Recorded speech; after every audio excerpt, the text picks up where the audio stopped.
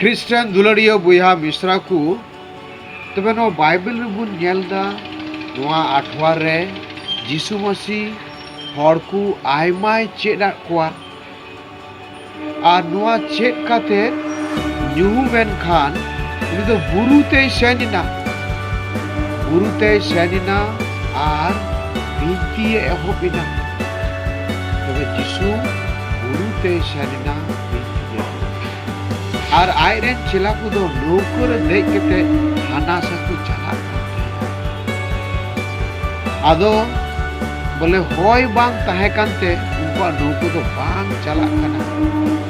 बई बई ते चला कना और समय दो ओक्ते दो बितुक कना आदो जीसु ओना नेल किते उनको ते हजुक कना दा रे ताड़ामते जीसु दा चितान ते ताड़ाम दी आदो नुकु चिला को दो जीसु को नेल के दिखा एकाल को बतोरिना और उना इयते कतियो को एहो मेनकान जीसु उनको लेया कोआ जे इन कनई आलोपे बतरोआ और नुकाते पात्रा सेनदा ए प्रभु जुदी आम कान खाने तबे मा इन लेयें में इन हो दा चितारिन तरा और सरी जीसु वा कथा आंजम तुरा पात्रास दो दा चितारे तारामे मेनकान नासिया गी चलाव लेना आर दा रे डुबु जो एहोबिना और जीसु दो उसराते पात्रा से हालू लकाप किदिया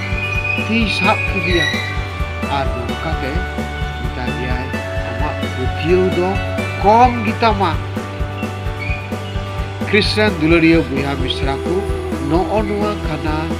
तिहिना भागी संवाद आबो सानाम पहिला दुबुन हातावा जे जीसु माने जे बिनती है तबे सीता रहो जीसु बिनती दा अयुब रहो बिनती दा तबे आमार इन आबू सानाम को दिनम हिलो चेन आमा बिनती रे मन मिना तमा नुआ कथा दो सानाम कुठे मिटन कुली रेना दरकार कना आम आर इन दिनम हिले बिनती ना दूसरा दो नियो बतर तबे आबू बिनल दन को चिला को बतरेना जे भूत खाना जिनी दा चितारे ताड़ा तबे नुंका आबुआ आयमा बतर बिना तबे आमा चे बतर बिना तबे ओना बतर को पांजा उडुक आम दो निंद बाबेरेम नेल खाय बिनेम बतर आम दो न्यूत रे हर बाम नेल नेम को खाय ओना हम बतर आम दो रुव कना आदम बतर कना आम दो दिकुते रड़ बाम बड़ाया आर हम बतर कना तबे नुंका तीनो बतरा बिना